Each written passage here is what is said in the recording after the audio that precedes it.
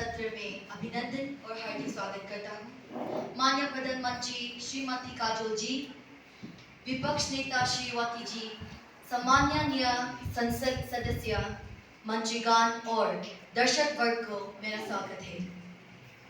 वर्तमान में शासक दल के रूप में हमारे पास हमारे प्रधानमंत्री श्रीमती जी काजोल जी की नेतृत्व में डेमोक्रेटिक राइट्स पार्टी है और दूसरी ओर वर्तमान में विपक्षी दल पर हमारे पास पीपल्स पार्टी है जो हमारी विरोधी नेता श्रीमती जी की रूप में है। यहाँ इस सत्र के लिए कुछ दिशा निर्देश है जिनका पालन इसमें भाग लेने वाले सभी लोगों को करना है।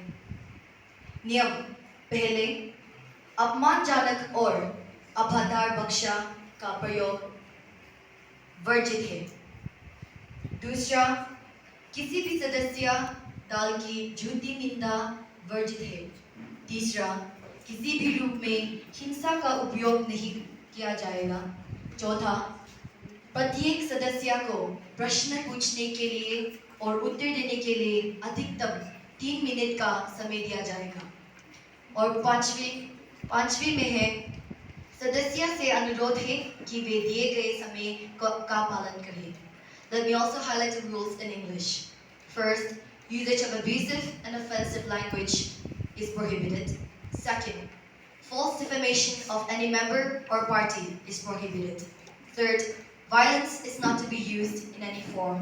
Fourth, each member will be given maximum of 3 minutes to either question or answer. Fifth, members are requested to kindly adhere to the timings given. आज के सत्र में हम एक बहुत ही महत्वपूर्ण और रोचक विषय पर चर्चा करेंगे जो है भारत में आपातकाल की अवधि, इमरजेंसी पीरियड इन इंडिया। मैं मान्य सदस्य को सूचित करती हूँ कि आज की चर्चा के लिए विषय संख्या 1 आपातकालीन युग के प्रभाव सूचीबद्ध है। मान्य सदस्य इस विचार पर अपने विचार व्यक्त कर सकते हैं। ये विषय चर्चा के लिए 30 मिनट के लिए खुला रहेगा और हमारे प्रधानमंत्री से अनुरोध करती हूँ कि इस चर्चा की शुरुआत और परिचय दें। अब मैं हमारी प्रधानमंत्री जी से अनुरोध करती हूँ कि चर्चा की शुरुआत और परिचय दें।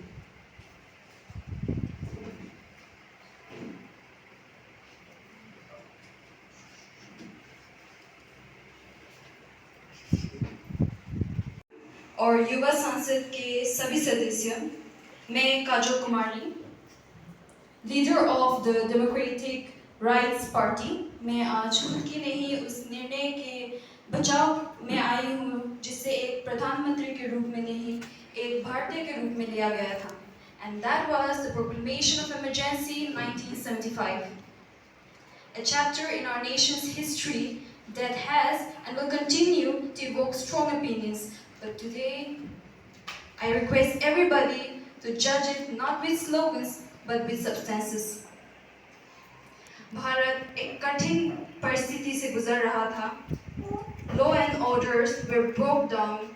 Inflation was skyrocketing. Unemployment was high. Students सड़क पे थे, opposition loudspeakers पे थे, और कार्यकर्ता हड़ताल पे थे. पुलिस सेना सरकार के खिलाफ भड़काने की साजिश ओपोजिशन ने की और ये सारे प्रोटेस्ट, रेल रोको आंदोलन, strikes, all this contributed to what we call as total revolution, but not from the parliament but from the streets. India was disturbed. India was not just disturbed, it was deliberately destabilized. सवाल ये है कि क्या ये लोकतंत्र था, ये सत्याग्रह था या एक विद्रोह की घोषणा थी? Everyone had mics, but no one had the slogans. Everyone had mics, but no one had maps. Everyone had slogans, but no one had solutions. जब मांगे सुधार की नहीं सत्ता पलट की हो, तो ये केवल राजनीतिक विरोध नहीं, वो आंतरिक अशांति है. There is internal disturbance.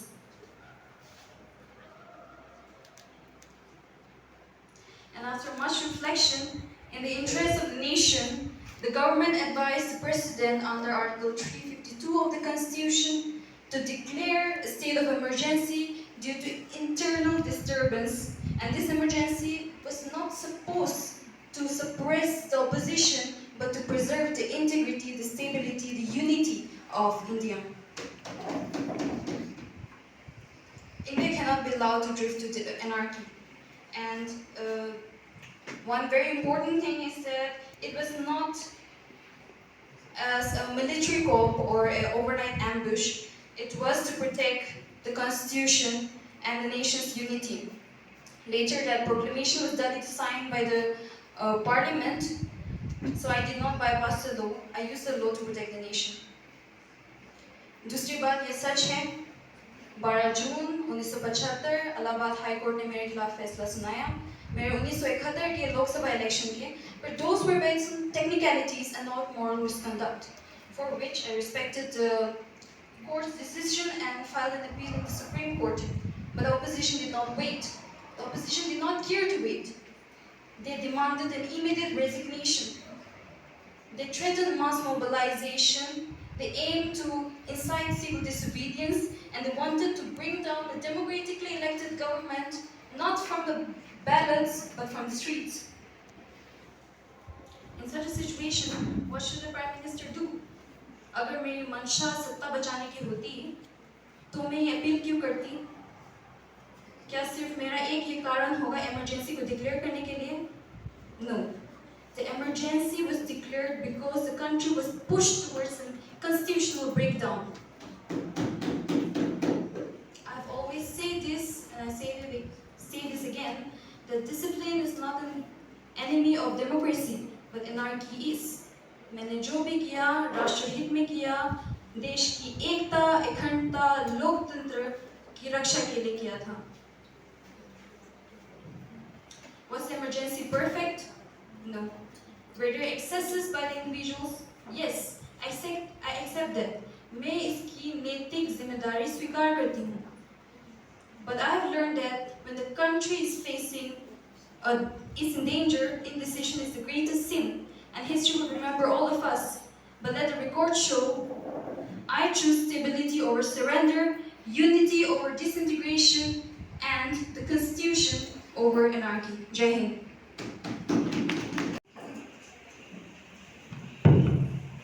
Greetings everyone, I am Wati Kumar, the leader of the opposition People's Party. Honorable Speaker, esteemed members of this Parliament and fellow Persians of India Democratic Republic, I stand here before you today as the leader of the opposition to give an opening statement on the topic, the emergency period in India. We have completed 77 years of India independence since the white men have left India, and we all know how this freedom was painfully brought to us by our leaders. But still there's an important event in India's independence, and that is the emergency period of 1975, which was declared by our Prime Minister, Srimati Indira Gandhi. So let us all go back to the time when India was the largest democracy, when India was the largest democracy, went down not from backlog but from breakdown. On the midnight of 25th June 1975, India did not face a war or a rebellion. But despite this, the central government invoked Article 352 of the Indian Constitution by seeking internal disturbance and went to declare a national emergency. The emergency was not meant to protect India, but the emergency was meant to protect the seat of our Prime Minister Indira Gandhi from the consequences of our poverty. Today, I stand firmly against the emergency period of 1975, not just because it was unconditional, but because it was a betrayal of the core of Indian democracy. I also stand as a leader of the opposition, not merely to critique, but to remind us of a time when our country's democracy was pushed to the brink, the dark days of the 1975 emergency, a period when voices were silenced, freedoms were shackled, and the very soul of our constitution was tested. The post-emergency era promised a rebirth of democratic values, yet today we must ask, are we truly honoring that promise? As we reflect on the lesson of 1977, when the people of India, the citizens, reclaimed its voices through ballot, I urge this House to question the ruling government, if they uphold the principle of transparency, accountability, and liberty that were so much once painfully restored. Today, I will challenge the government on its commitment to protecting our institution, ensuring federalism, and protecting the rights of each and every citizen of the country, because the shadows of emergency must never fall on our democracy again. Also, I would like to raise this question to the ruling government, to the speaker, ma'am, that can stability be purchased at the cost of liberty? Can stability be purchased at the cost of liberty? Can silence be mistaken from peace? So, thank you. Honorable Speaker, respected members of the House, and dear citizens, जब देश संकट में हो तो देशभक्ति सिर्फ एक जज्बात नहीं होता, वह एक जिम्मेदारी बन जाती है। और इमरजेंसी एक गलती नहीं थी, वह एक जरूरत थी। वह एक जरूरत थी। क्यों ये इमरजेंसी एक जरूरत थी और क्यों हमारे गवर्नमेंट ने एक स्टैंड लिया? क्योंकि because let's consider this emergency is not a sign of failure. This emergency is not a sign of failure. It's also not the emergency is not a sign of failure, and also the emergency is not a symbol of failure. Yeah.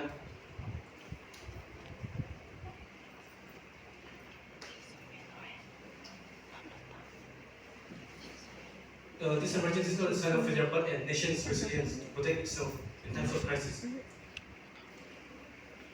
An emergency is not a failure of democracy; it is issue, which was used by democracy itself, which was under threat. And when history is written with an ink of political bias and not with a pen of reasons, it is our responsibility to question and to correct it. अब दिन के लिए स्थापित किया जाता है। मैं सभी सदस्यों को उनकी सक्रिय भागीदारी और कार्यवाही में मूल्यवान योगदान के लिए धन्यवाद देता हूँ। The session is now adjourned. Thank you.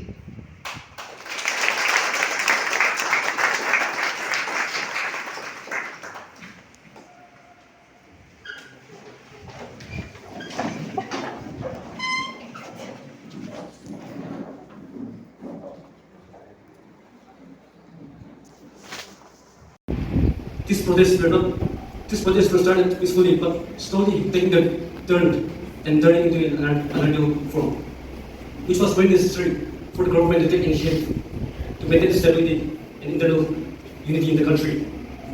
When law and order are on the verge of collapse, responsible government don't wait for the fire to burn down the house. They extinguish it immediately. This is what we did.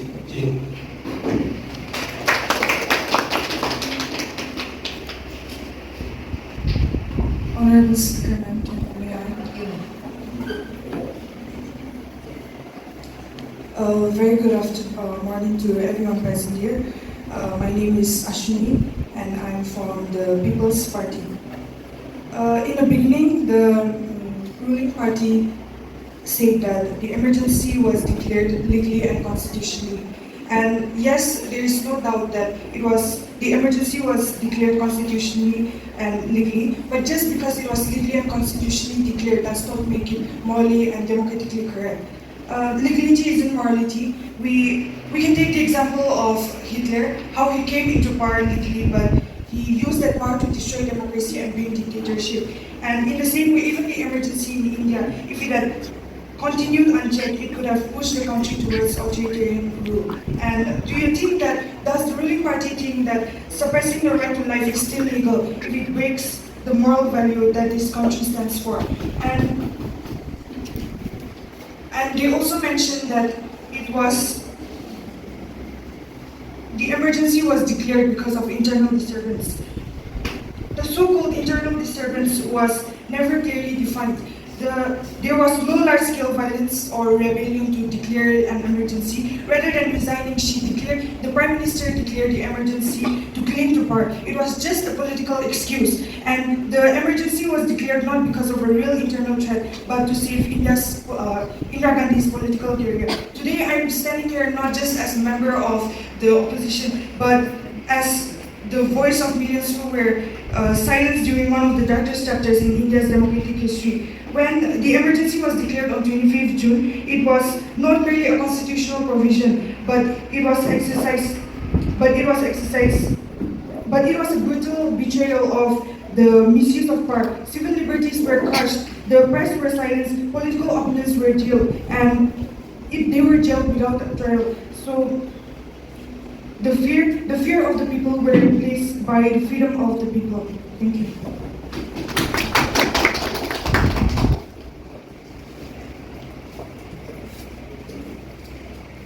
Madam Speaker, may I? Honorable Speaker and respected members of the Youth Parliament. I, Mr. Zuleto from the Green Republican Party, would like to address the points which have been posed by the opposition party. They have mentioned about the suspension of the civil liberties and the curtail of, and also the censorship of the press. So,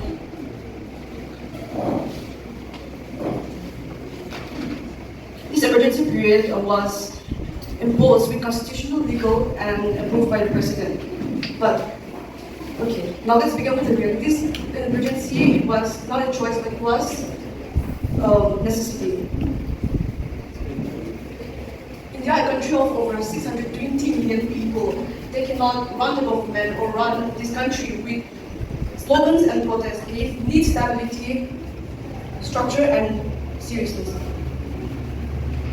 About the silencing of the press. Okay. The silencing of the press was done to a few journalists, prominent journalists. It was done so because a few prominent journalists, they were creating panic, exaggerating police action, or spreading far without evidence of the government. They took action only against those who were acting against this public interest. Now, freedom of press was not abolished, but it was just regulated because it was not completely shut down. It was actually corporate and verify sensitive news before publishing. Temporary free censorship ensured the fake news, communal incitement, and propaganda did not spread.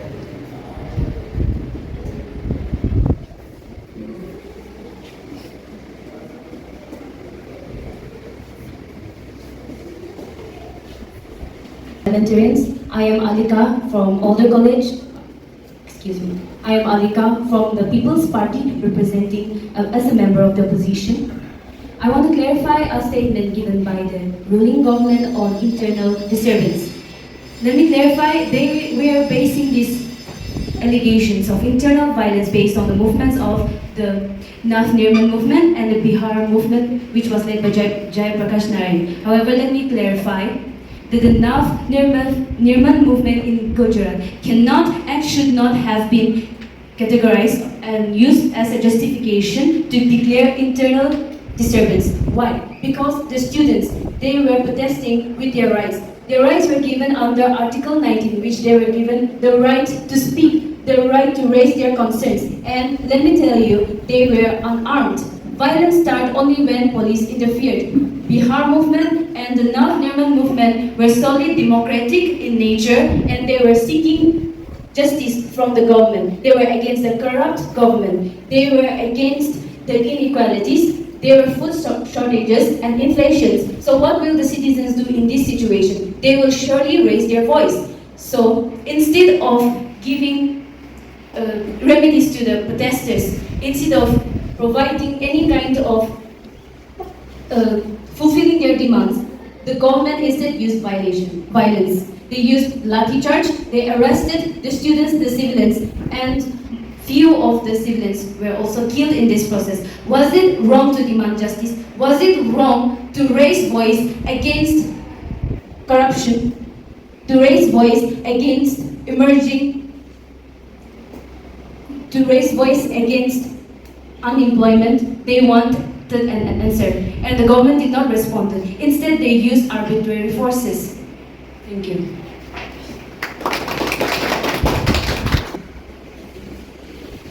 the opposition party is accusing us on the internal disturbance as a reason for declaring emergency. But I should say that under the leadership of J. Prakash Narayan, the movement states such as Gujarat movement and the Bihar movement, of course that citizens, they had the right to protest, they had the right to speak. But then, what would you do in the situation here? The people, all the protesters were going against the police force, against the government employees, which was getting out of hand. That's the reason such emergency was imposed. And of course, yeah, the civil liberties were suspended. Yes, some liberties were curtailed, but not erased. They were just suspended, and it was for temporary purpose.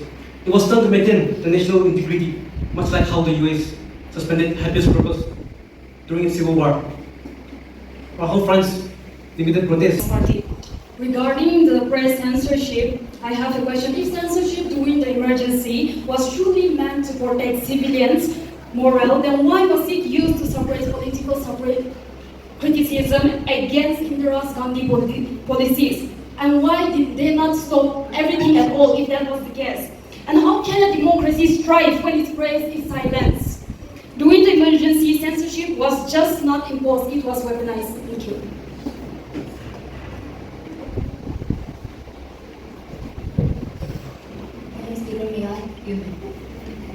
Good afternoon, good morning everyone. I'm Pichipin Chang from the Kohima College, speaking from the Green Democratic Party. As our opposition team has questioned on the censorship of the media, I would like to say that the censorship of the media was not completely true. It was not completely discontinued or destroyed, but what happened was that all the information were gathered and they were scanned before being exposed to the people. That is to save the people from the wrong information or for spreading any fake news and creating more chaos among the people. While talking about the media and journalists, only when we could see that a few prominent journalists were found creating fake news in order to gain more support of their paper. And that's the reason why this media censorship were being made by us. Thank you.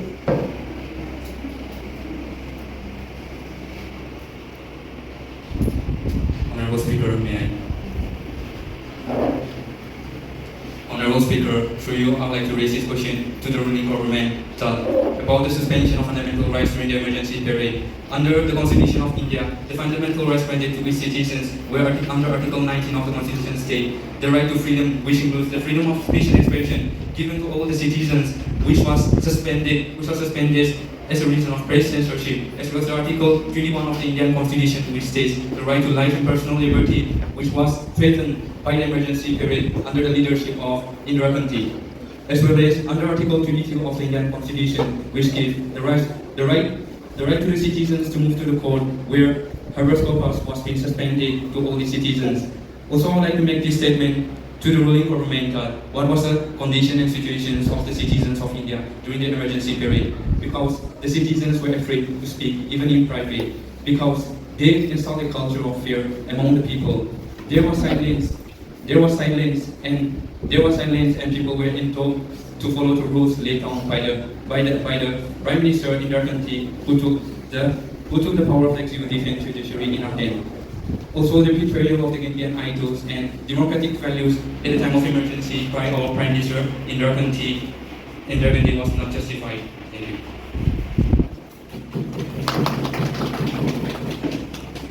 Speaker, Madam.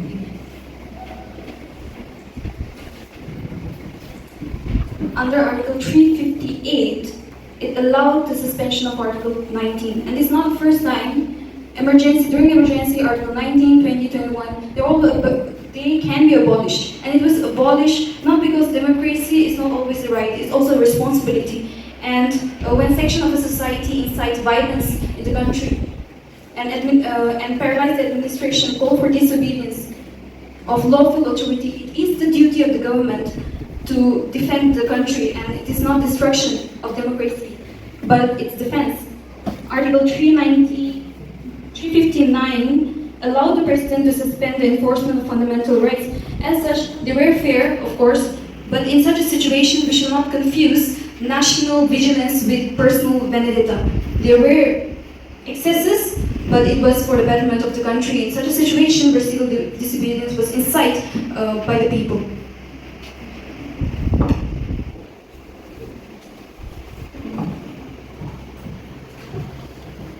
Honorable Speaker, may I?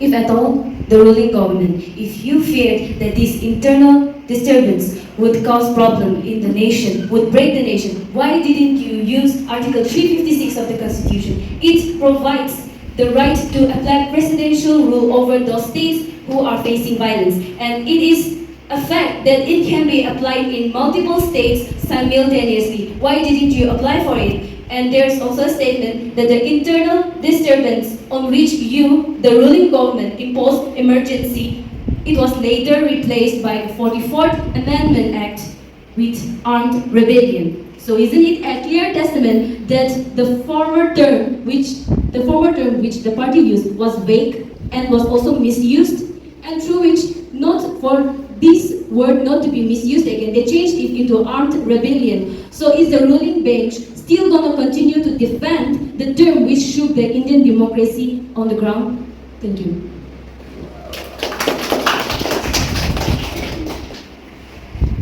Speaker, may I?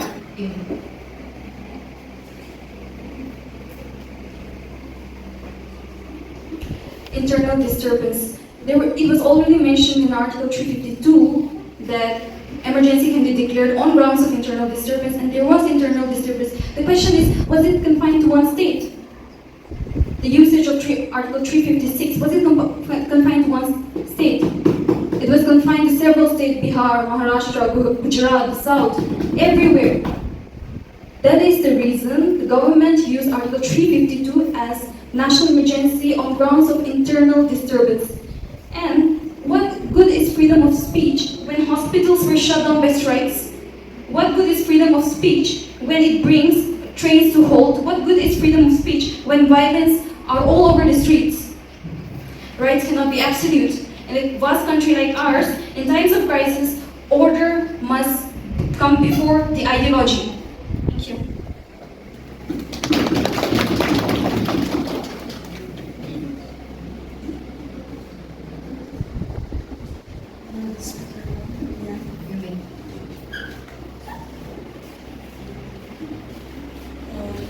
The ruling party mentioned before that the emergency brought discipline and control. Yes, it brought discipline and control, but what type of discipline and control did it bring? It brought the discipline of fear and control of power. Democracy is not meant to be controlled like a machine. It is meant to allow voices and not silence them. Is it really discipline if it comes at the cost of freedom, rights, and dignity? Was this the kind of discipline that the Prime Minister wanted, which deprived the voices of the people?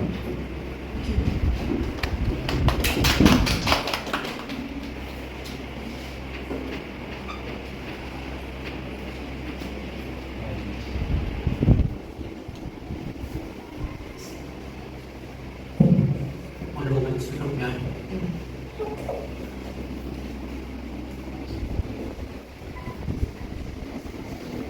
I just want to ask one question. Do we let chaos reign in the name of liberty? That is one question to the opposition. And as per the question from the opposition, I would like to justify that the emergency was imposed because it was in the constitution of our country. And an emergency is not just an event, it is a response to war, to break down in law and order, and to protect the unity and integrity of the republic and nation. That is one thing I want to clarify. Thank you. Before any further statements and questions, this is an information to both the parties that your question will be the last question opposed to the ruling party, and the ruling party shall give the closing statement. Speaker, may I? Force was needed. Why? Because the government, instead of addressing the issue, the government used state power to suppress the movement. The Constitution grants the Prime Minister as democratic representative and not a dictator. Article 352 may allow the Prime Minister to advise the President on declaring emergency, but it was never meant to be secret. It was never meant to be conducted behind closed doors. May I let the House know that only 2 ministers were aware of the decision of declaring emergency. If the government still believes in transparency and democratic values, why was a decision so drastic, so life-changing for millions of people taken without informing the cabinet? Article 74 of the Constitution clearly states that the President shall act in aid and advice of the Councils of Ministers. Article 75, Clause 3 of the Indian Constitution directs the Council of Ministers shall collectively be responsible for the House of People. Where was this collective responsibility? Where were the ministers? Why were the ministers so powerless? Or was the Prime Minister insecure? Thank you.